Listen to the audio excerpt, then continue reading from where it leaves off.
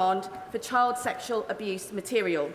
Would the Secretary of State agree with me that we need urgent action following pornography review to equalise online and offline content regulation in order to tackle violence against women and girls and shut down a gateway to paedophilic content?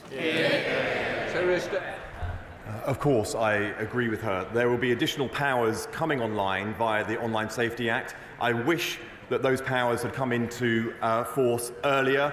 That was a legacy of the previous government. We have done everything we can to expedite those powers as quickly as we can. But from March and onwards, there'll be powers that makes illegal extreme pornography illegal, requires sites to protect children from accessing pornography, child sexual abuse, and its related activity should not be called pornography. It is rape, and it should be called what it is, and we should do everything we can do to keep it offline. Lauren Edwards. Question number 7, Mr. Speaker. Thank you, Mr. Speaker. As detailed in the AI Opportunities Action Plan, AI growth zones will help secure UK's position as a global leader in AI, ensuring benefits are felt across the whole of the UK. And my honourable friend will be pleased to hear that on Monday we invited local and regional authorities, along with the industry, to come forward with potential suitable sites for hosting AI infrastructure. Edwards. Thank the Minister for her response. Rochester and Stroud is well placed to help drive the UK's AI economy. Positioned between London and mainland Europe, we have several net zero energy projects ready to go, with further plans for a data centre and battery storage, a council that is already using AI and which created an AI accelerator programme to support local businesses, and 3 university campuses that are driving innovation. So will the Minister meet with me to discuss my constituency's potential as a future AI growth zone? Can I thank the member for strongly advocating for her constituency of Medway to potentially become an AI growth zone? And she will well know that the AI Opportunity Action Plan outlines steps we are taking so that UK can build the cutting-edge computer infrastructure needed to lead in AI development and deployment. And I eagerly look forward to reading the expressions of interest from members' constituency. And of course, I'll be more than happy to meet with her to discuss this in detail. Jeremy Wright. Thank you, Mr. Speaker. The Minister will be well aware that the growth of AI across the country depends on the ready supply of data and other content on which the models can be trained. She'll also recognise that much of that content comes from our creative industries, and she will know that our creative industries are profoundly troubled that they are not properly treated by the companies that are currently scraping that data without their permission or without proper compensation. I know the government will want to resolve that, and she will know that the data bill has had amendments added to it in the other place to address this. Does she intend that the government will resolve this by means of the data bill or by other means? If other means, what other means and when? Thank you, Mr. Speaker. The right honourable member will know that there is ongoing consultation to look at clarifying the issues that covers both copyright and AI. And there will be a statement, as you know, this afternoon on the data bill, which will cover this issue in more detail. But as you also know, the consultation ends on the 25th of February, after which we'll be reviewing the responses to see what we need to do. We come to topicals. Patrick Hurley. Topical number 1, please, Mr. Speaker. Sarah Stay. Thank you, Mr. Speaker. When it comes to embracing AI, Britain is leading the world. I have just got back from the Paris AI Action Summit. The companies I met there were genuinely excited about our AI Opportunities Action Plan. They were also optimistic about how we're using AI to build a smaller, smarter state. The new government digital service I launched last month will harness the power of technology to deliver efficient, convenient public services designed to work for working people. Hurley. In recent months, it's become obvious that some social media companies' algorithms are not being run in the pursuit of a commercial imperative, but rather in the service of the political interests of their host country. Can I ask the Minister if such politicised social media firms can be treated as such with a view to protecting the national interest? I'm grateful for his question, but I'm also grateful for the leadership that he's shown in his community in Southport during extremely difficult times. The Online Safety Act applies to all people, all users, and that includes measures and in existing legislation to tackle misinformation peddled by foreign states. But he has a very specific challenge with his community. I'm willing to meet with him if he would like, and if he'd like to bring members of his own community to express to me directly the impact these issues have had on him and his community, I would be very willing to take that meeting. Secretary of State Alan Mack. Thank you, Mr. Speaker. The Conservatives secured a £450 million investment from AstraZeneca to expand their Merseyside vaccine factory. When the Chancellor wrecked the deal, AstraZeneca tried to save it by increasing that investment to over £500 million. So why did Labour still walk away, handing jobs and investment to our competitors? The honourable gentleman says that they secured a deal. Well, the deal was announced in March. The general election was in July. Where was the deal? Where was the funding for it? Where was the written agreement? There was nothing. Alan Mack. Mr. Speaker, when Labour negotiates, Britain loses. AstraZeneca are investing over £4 billion in Singapore, the US and Canada. They could have invested in our country too. What is Labour doing now to bring back the deal they destroyed? There was a deal by WhatsApp that was never followed up by the Treasury, never followed up by ministers, no meetings between AstraZeneca and their government. Their government lets Britain down every time, which is why the country turned to Labour, and Labour is delivering. Mr. Speaker, the Payment Systems Regulator found that more than half of bank transfer scams recorded in 2023 originated on Facebook, Instagram or WhatsApp. What progress has the Secretary of State made in making sure that tech companies are held to account for fraud originating on their platforms? He makes a very good point. It's one of the things that we specifically need to look at later when we move forward with the data bill in committee. Perhaps he'll be sitting on the bill committee. Who knows? David Reid. Thank you, Mr. Speaker. The Prime Minister has just held talks for a UK-EU defence and security partnership, of which the development of artificial intelligence will have been a key theme. However, last night the UK chose not to join with EU countries in signing the international agreement on AI. So can the Secretary of State please explain this dissonance in the government's approach? At the Paris summit, let me congratulate firstly President Macron for laying on an incredible summit that brought together governments, tech companies and investors, and Britain's voice was heard loud and clear, which is why we're delivering such extraordinary investment into this country. Most of the aspects that were negotiated, the Labour government signed up to and was fully engaged in. In a few areas, we will put Britain's interest first, and a couple of other countries didn't sign too. I don't hear him criticising them. Just Athwell. Thank you, Mr. Speaker. I love you, mate. Thank you, Mr. Speaker. In Ilford, we worked with Queen Mary University to launch a new satellite campus in Ilford to teach medicine and dentistry. Given the growing importance of education in STEM fields, what specific steps is the Secretary of State taking to increase educational opportunities in this area and in London and across the country? I'm grateful for his question. The government is working to develop a world-leading science and technology skills base that will drive economic growth and opportunity for all. We're committed to expanding the access and participation in science and technology education, and we're partnering with universities to build the skills and workforce across the United Kingdom.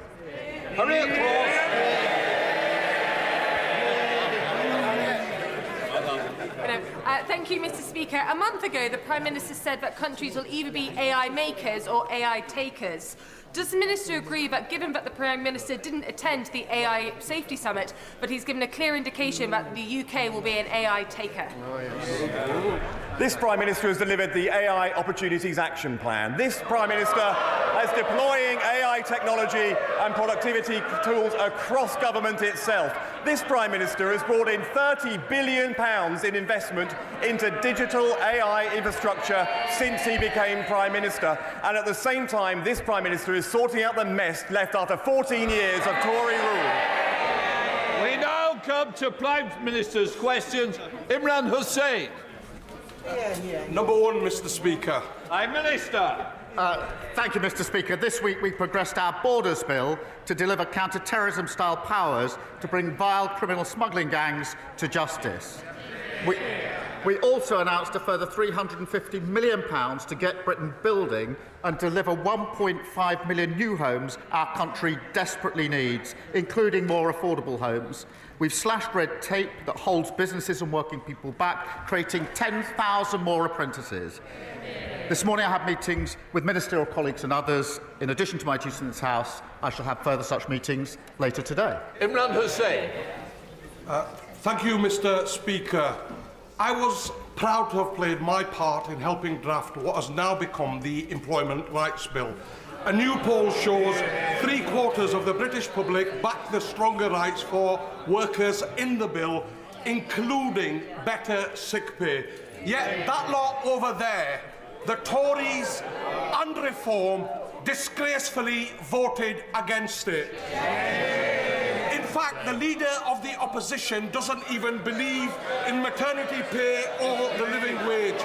Mr. Speaker, our statutory sick pay is ranked one of the lowest in Europe. It needs to be brought in line with the living wage. So will the Prime Minister back my campaign to strengthen this bill further so sick pay is at the level that finally stops punishing workers for being sick? Mr. Speaker, our plan for change delivers the biggest upgrade in workers' rights in a generation through our Employment Rights Bill, ending exploitative zero-hour contracts, ending the scandal of fire and rehire, extending statutory sick pay to 1.3 million employees. Of course, that's on top of the pay rise for 3 million of the lowest paid. I would have thought the Leader of the Opposition might actually sort of support day one protection employment rights, given where she's going, but she thinks maternity leave is excessive. Our plan is pro-worker and pro-growth. Leader of the Opposition, Kemi Beno.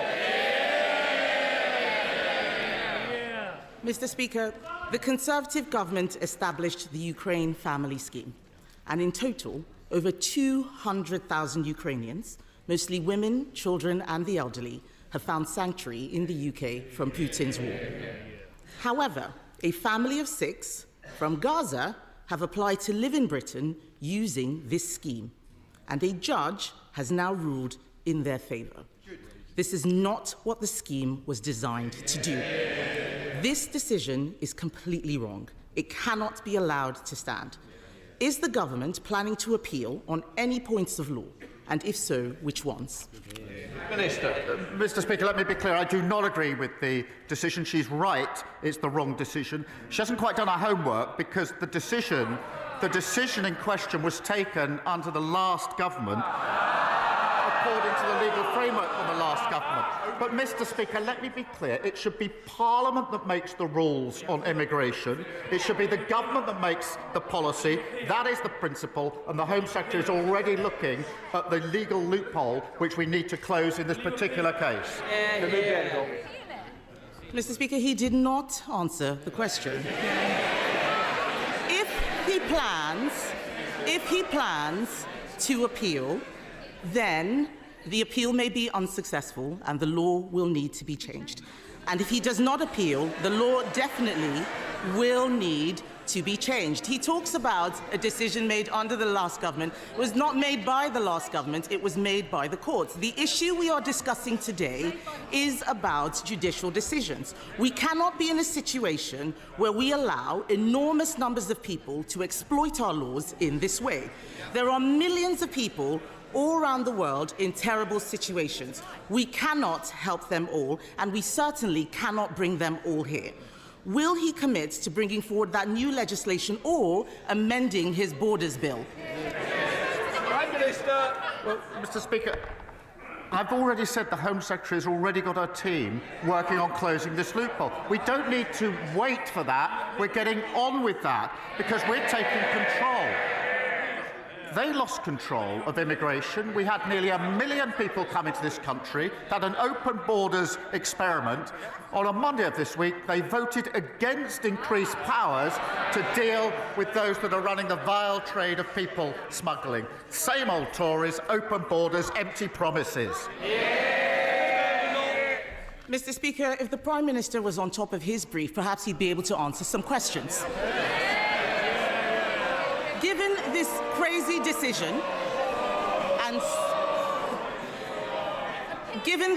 decision and so many others, new legislation is needed to clarify the right to a family life in Article 8. I'm not talking about what he just said. I know Labour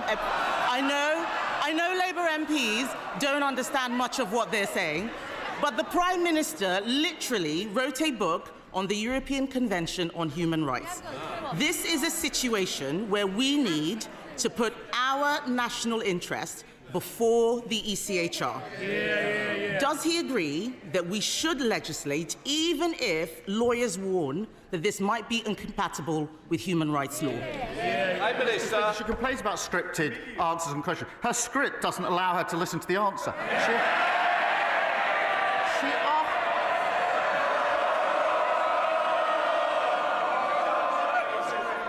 Prime Minister. She asked me if we're going to change the law and close the loophole in question 1. I said yes. She asked me again in question 2, and I said yes. She asked me again in question 3. It's still yes. Mr. Speaker, he didn't listen to question 1. I asked if he would appeal the decision. He did not answer that. He's not listening. He's too busy defending the international human rights law framework. Mr. Speaker, this case has arisen because a Palestinian came to the UK from Gaza in 2007. He is now a British citizen. This is precisely why we need to break the conveyor belt from arriving in the UK to acquiring indefinite leave to remain and then a British passport, and now a right to bring 6 family members here as well. Just last week, the Prime Minister bizarrely claimed that a British passport was not a pull factor for those coming to the UK.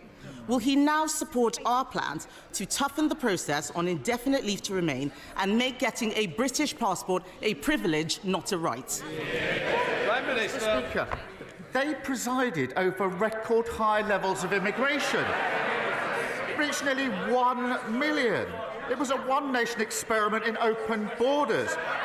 And she was the cheerleader. She was the one campaigning for more people to come and thanking her own side when they thwarted her campaign. So before she lectures us, I think she needs to reflect on her own record and her own record here. Mr. Speaker, he is the Prime Minister now. The people out there want to know what he is going to do about the situation. He needs to spend less time whining about the last government and do his job.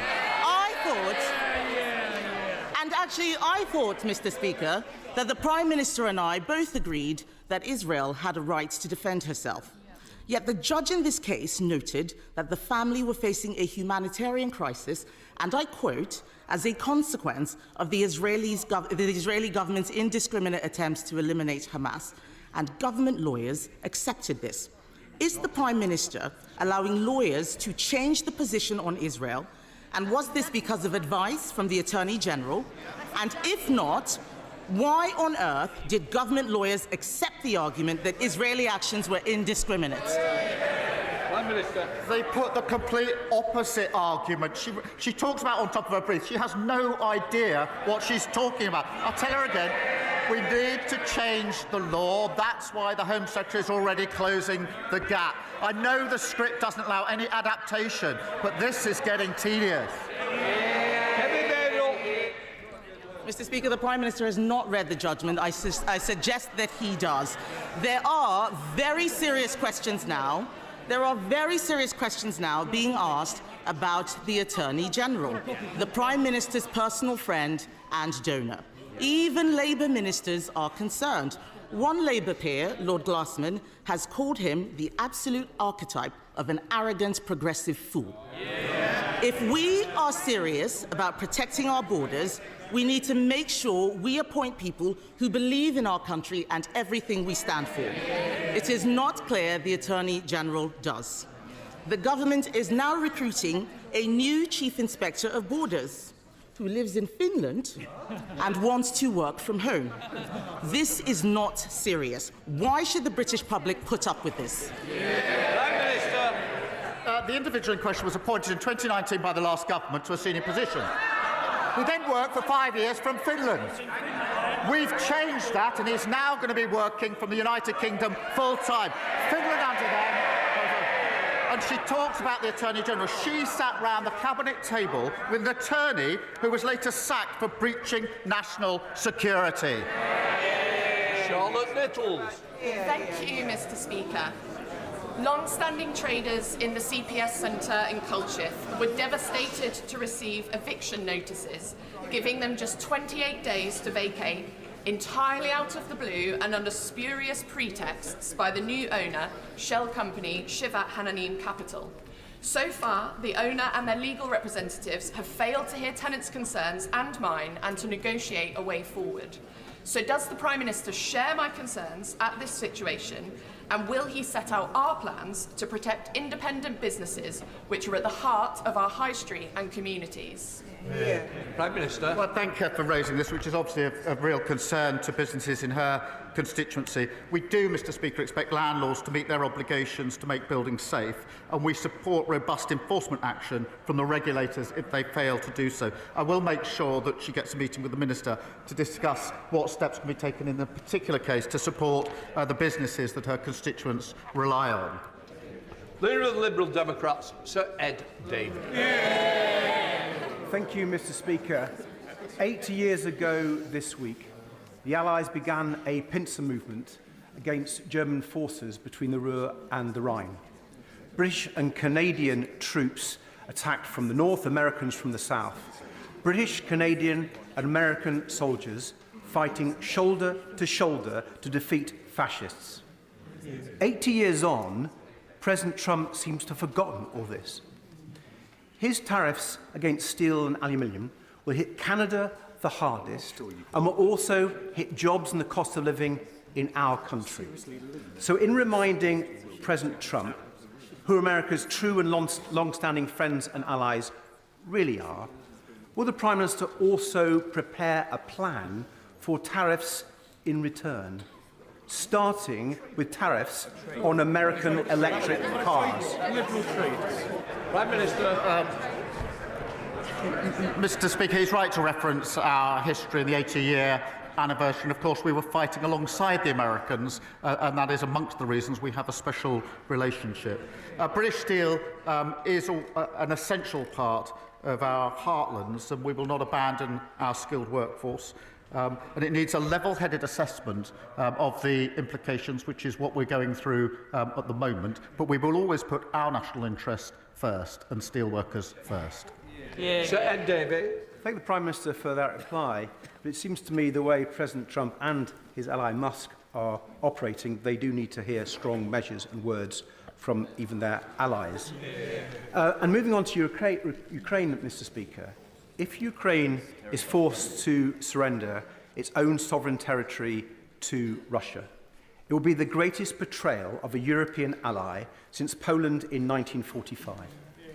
But President Trump says Ukraine may end up Russian, and he wants American money back.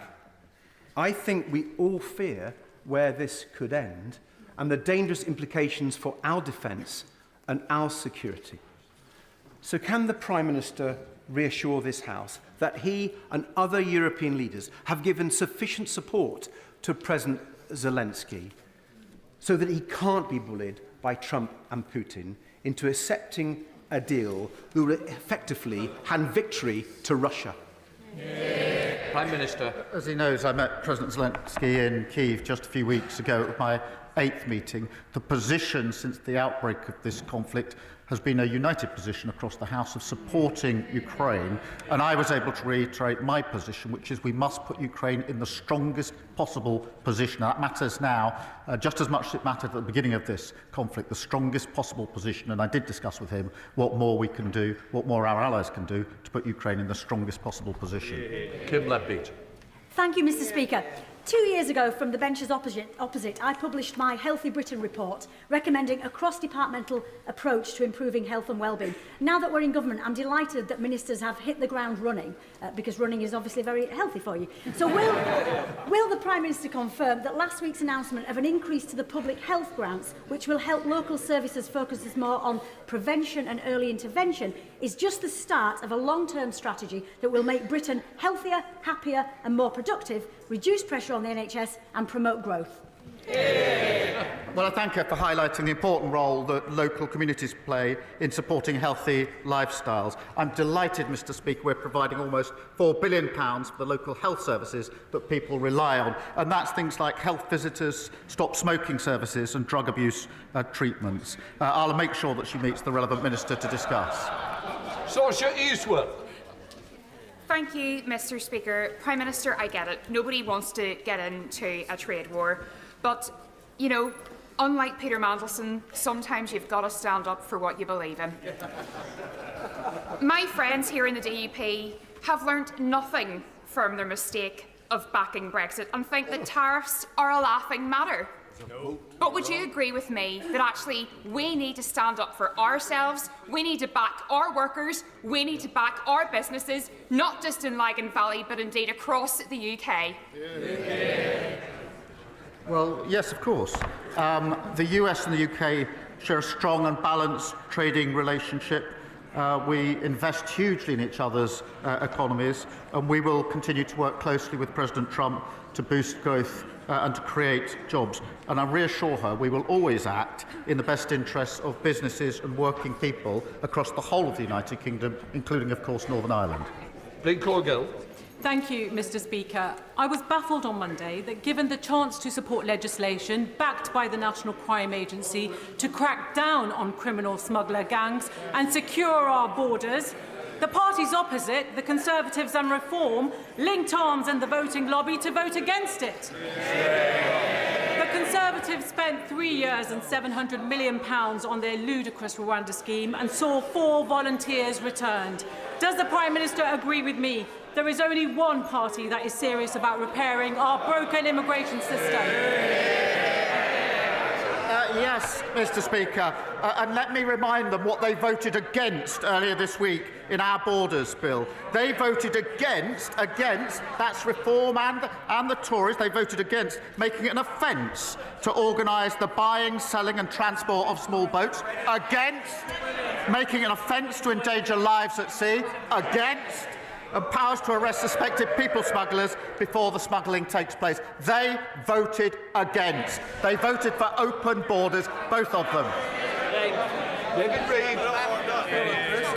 Thank you, Mr Speaker. Last week, the Prime Minister gave yet another threadbare excuse for why he and his North London lawyer friends are giving away the Chagos Islands. Mr Speaker, this is his decision, and he must own it. More importantly, he can't tell us, the British taxpayer, how much this is going to cost. Is it 9 billion? Is it 18 billion? Is it 52 billion? The Times have called this botched deal insane. Members of his own cabinet reportedly think it's impossible to understand.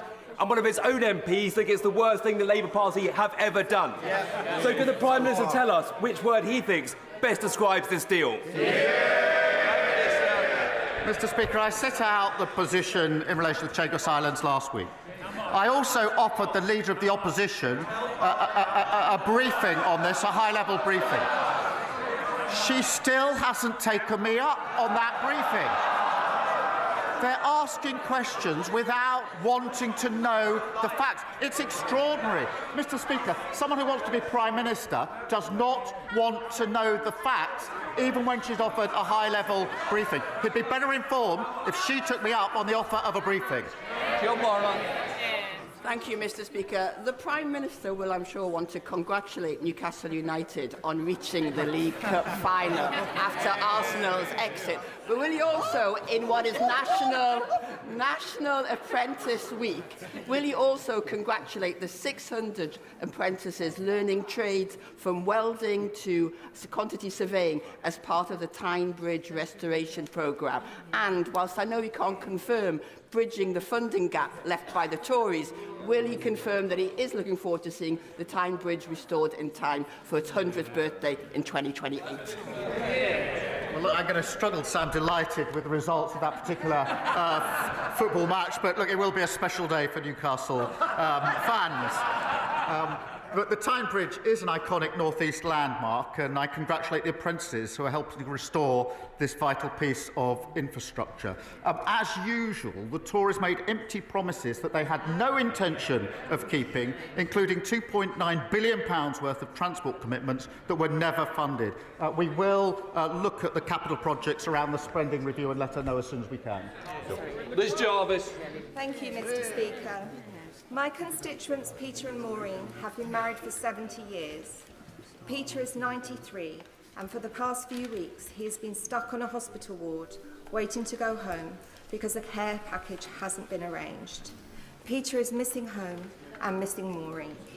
So will the Prime Minister reassure my constituents that the social care crisis will be tackled this year? Yeah. Well, can I thank her for raising this issue and the particular case of her constituents? And I also need to know this is deeply personal to her, and if I may, I extend my deepest sympathies to her and her family for their loss. We have taken immediate action on social care, already delivered £3.7 billion of additional investment, working on the first ever fair pay agreement for the sector and, of course, boosting the carers allowance. And I invite her and everybody to work with the House on the longer-term reform that we need. Thank you. Julie Mims. Thank you, Mr. Speaker. James Rennie is an outstanding specialist school in the heart of my Carlisle constituency. Having converted every spare corner into classrooms, exceeded its published admissions numbers, and already having 43 applications known for this September, it is literally bursting at the seams. It cannot expand any further, and what is clearly needed is a new specialist school for North Cumbria. What assurances can the Prime Minister give my constituents that his government will put children before ideology and allow local authorities to tackle the shortage in SEND provision? Well, I thank you for raising this vital issue. It's not the first time it's come up. We are supporting mainstream schools to increase SEND expertise whilst also establishing dedicated SEN units.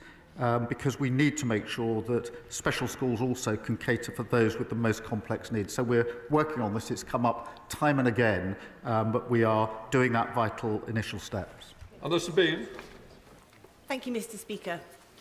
Dorothy House is an amazing hospice that supports terminally ill people in Frumeney, Somerset and their families, including my good friend Lisa. Next year, Dorothy House will be looking forward to celebrating 50 years of service, but they will also be facing an additional cost of £422,000 thanks to increases in employers' national insurance. Will the Prime Minister commit to meeting with me and representatives of the hospice sector to hear firsthand the impact of NICs and to work with them to find a solution? Prime Minister. Mr. Speaker, everyone deserves high quality and compassionate end-of-life care. The honourable member knows we inherited a £22 billion black hole in our public finances. That's why we took the difficult but right decisions to invest in our public services. I do recognise the pressure that hospices are facing, and that's why we invested £100 million into hospitals, with an additional £26 million to support children and young people's hospices. And I will make sure she gets a meeting with the relevant minister. John Hodge. Thank you, Mr. Speaker. A significant part of the dreadful legacy left by the previous Conservative government is a chronic underfunding of transport infrastructure, especially in the North East, as we've just heard from my honourable friend. So does the Prime Minister agree with me and the North East Mayor Kim McGuinness that redevelopment of the Leamside line, the disused Leamside line, that would reconnect Gateshead with North Durham, Durham North, and increasing the capacity on the East Coast Main Line would help bring the metro to Washington in my constituency, and would bring much needed jobs, growth and opportunities to my region. Well, I thank her, and both she and the North East Mayor are dedicated campaigners on this issue. The party opposite left us a host of unfunded promises, and public transport is in dire condition. Expanding the metro network has huge potential to drive growth and unlock new housing. I'm pleased that progress is being made on the business case. Second Batty. Thank you, Mr. Speaker. Earlier this week, we learned that the Prime Minister's close friend, the Attorney General, has in the past advised Caribbean nations on seeking trillions of pounds in reparations. He's been a key player in the surrender of the Chagos Islands and the related fiasco there, which will cost the taxpayers up to £18 billion, and has even advised Jerry Adams, who is standing in line to get compensation from the British government in Northern Ireland legacy payments, the quantum of which could cost up to £2.7 billion. Given the Attorney General's track record, does the Prime Minister have faith in his motives, and does he have confidence that his best friend represents good value for the British taxpayer?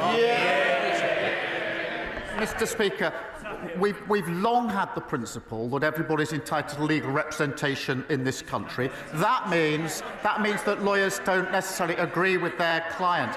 Now, the Conservative Party used to believe in that principle.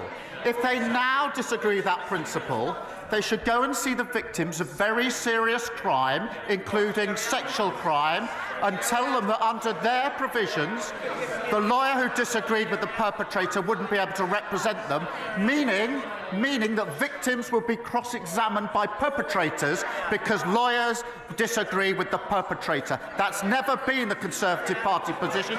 If it is now, they should say so. Thank you, Mr. Speaker. Allergy School, launched just this week by the Natasha Allergy Research Foundation, is a free programme to support children with food allergies. Allergic disease is a growing issue in this country, with over 20 million people in the UK being affected. For this reason, it has never been more important for us to have a national allergy strategy and an allergy czar to drive and coordinate that action. Will the Prime Minister join me in welcoming this programme, and will he meet with me and the Foundation to talk about how we can work together to drive this issue forward? Well, I thank her for raising this really important issue, because hospital admissions for allergies have risen sharply, particularly in the last 2 decades. I do welcome the work being carried out by the Natasha Allergy Research Foundation. We will respond to the recommendations of the National Allergy Strategy Group in due course, and I'll make sure she gets a meeting with the relevant minister to discuss it. Thank you, Mr. Speaker. My Oxfordshire constituency of Didcot and Wantage has seen a 35% population increase in the last 20 years. My constituents recognise the need for affordable housing, but the current planning system isn't delivering the GP surgeries, dentists and transport options that they need. Will the Prime Minister restore faith in the planning system and, as well as focusing on housing numbers, deliver the local targets for health services and wider infrastructure that growing communities need? Well, thank you for his question. We are, of course, delivering the 1.5 million homes, but we're creating communities as well for the future, and so he's right that must include good schools, GPs and reliable transport links. That's what makes a good community. And just today, Mr. Speaker, we announced an additional £350 million to deliver more affordable homes so more people can realise the dream of home ownership. Delby Perkins. Thank you, Mr. Speaker. This week is National Apprenticeship Week. As co-chair of the APPG for Apprenticeships, I can tell the Prime Minister that employers are very pleased to see the announcements this week that will make a real difference both in terms of the completion rate and the flexibility around apprenticeships. Does the Prime Minister agree with me that schools should be promoting apprenticeship alongside A-levels and other options? And can he tell us what more he's going to do to support more young people to get into an apprenticeship? I'm very pleased that he's raised this issue and that we'll be able to give employers more flexibility over maths and English requirements. This is really important, Mr. Speaker. There are very many young people who didn't get the maths qualification they wanted at the time, but are very well suited for the future, want to play their part, and now they can get apprenticeships under the changes that we've made. And that's 10,000 extra apprenticeships. This is delivering for them, giving them a chance for the future to contributing, of course, to our economy. Harriet Cross. Thank you, Mr. Speaker. Mr. Speaker, yesterday the Farming Minister told a conference of farmers that farming is not high in the pecking order for this government. Given the heartless family farm tax, is his minister correct? Yes or no? Farming's top of the agenda as far as I'm concerned. That's why we put £5 billion to support farmers in the budget. They failed to spend £300 million on their watch on farming, and we set out our roadmap, which has been welcomed by the NFU, as she very well knows. It was described as long overdue. I wonder who didn't do it before. Mr. Jewist, I'm sure you don't want to be leaving today. It's not the best way. Right. Natasha Irons. Thank you, Mr. Speaker. As a graduate of the Croydon Youth Philharmonic Orchestra, the Prime Minister will know that youth services can broaden a young person's horizons beyond what they could ever imagine. But with national spending on youth services seeing a 73% decline since 2010, can the Prime Minister outline how this government will bring youth services back into our communities? Will he look at giving them the statutory protections they deserve? And will he visit Croydon East to see firsthand the vital role these services play in my constituency? Well, Mr. Speaker, my days in the Croydon Youth Philharmonic Orchestra were a long time ago now. But we do fully recognise the importance of youth services to help young people save lives and live safe and healthy lives. We've been developing our plans for the new National Youth Strategy to bring power back to young people and help every young person realise their potential. Christine Jardine. Thank you very much, Mr. Speaker. Every 22 minutes, a child in this country loses a parent or a loved one. That's 40,000 children every year facing a trauma which many of us here know can last a lifetime. Charities such as Winston's Wish do a fantastic job of providing support for young people, particularly when schools are closed or there's no one else to turn to. But at the moment, there's no simple way of the children knowing where the charities are or the charities being able to contact the children. So will the government back my private member's bill this summer to do just that? And would the Prime Minister meet me to discuss how we make sure that another generation of children does not have to face this trauma? Well, can I thank her for her ongoing work and campaign on this important issue. The Cross-Government Bereavement Group continues to look at how we can improve access to the support that children and young people need at these difficult times. And of course, I'll make sure that she gets the meeting that she wants with the Minister to discuss this further. David Taylor. Thank you, Mr. Speaker. Yesterday marks the 20th anniversary of the launch of the Make Poverty History campaign, and a fantastic speech for all of us that were there, delivered by the late, great Mandiba. That campaign inspired a generation of campaigners and a great Labour government to deliver unprecedented action to tackle global poverty, lifting millions out of poverty. Will the Prime Minister join me in paying tribute to some of those campaigners and commit to doing all he can to ensure that Britain is playing its full part in helping eradicate global poverty today? It's a really important issue. We do pay tribute, and of course we continue to play our full part. Alex Bloor. Thank you, Mr. Speaker. Basingstoke Hospital, used by half of my constituency of North East Hampshire, has had its rebuild delayed by 15 years, despite no ministerial visit to see the worsening conditions there. The cost of maintaining the hospital for those 15 years is estimated to be almost as much as the rebuild itself. So can the Prime Minister explain the logic of making taxpayers pay twice? Mr. Speaker, her constituents are right to be frustrated about the empty, unfunded promises that were left behind by the Conservatives, a point made by her and, of course, by the Labour MP for Basingstoke.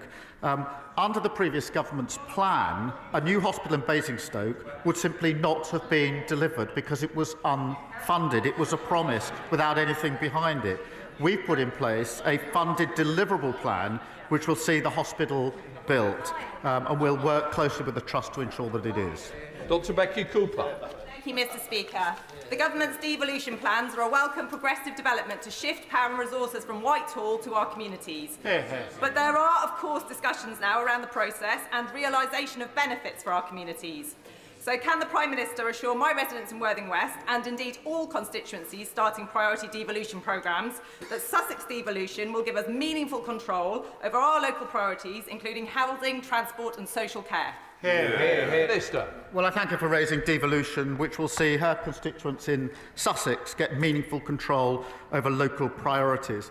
The devolution priority programme, Mr Speaker, will see a wave of mayors elected next year, including in Sussex, and I believe that those with skin in the game make the best decisions about their communities. Final question, Andrew Mitchell. Thank you, Mr Speaker. Mr Speaker, the Prime Minister will be well aware of the Global Vaccination Fund, Gavi, one of the United Kingdom's great success stories. It's vaccinated from deadly diseases over 1 billion children under 5. It presents real value for money to British taxpayers, and over 80% of our constituents support it. Will he give the House today an undertaking that Britain will continue this leadership and make a decisive pledge at next month's replenishment conference? Well, I'm grateful that this is a really important issue. As he rightly points out, I've long supported it and will continue to support and share details with him just as soon as I can. But it is important, have supported it, will continue to do so. Thank you. Right, that completes Prime Minister's questions.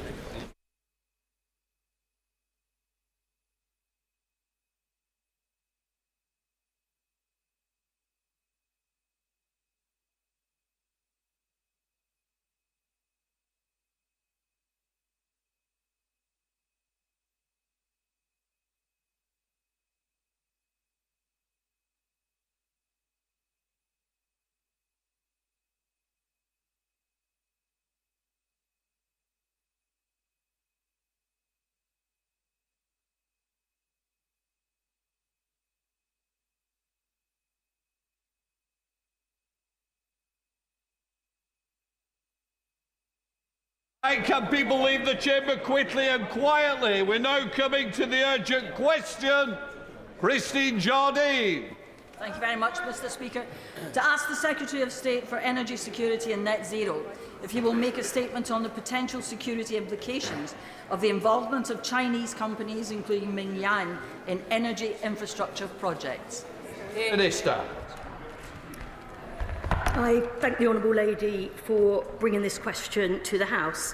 The protection and security of the energy sector is an absolute priority for this government. We have a range of effective measures in place which give the government powers to balance an open investment environment to facilitate growth with protecting the areas of our economy that are most sensitive to national security. The government firmly believes that the biggest risk to our energy system and our energy security is remaining dependent on international fossil fuel markets controlled by petrostates and dictators. And that's why we have a mission to make Britain a clean energy superpower to end that dependence. We have a world-leading offshore wind industry here in the UK, and international investment plays a crucial role in supporting jobs across the country. And as part of this mission, my department engaged in discussions with a wide range of investors, including those from other countries.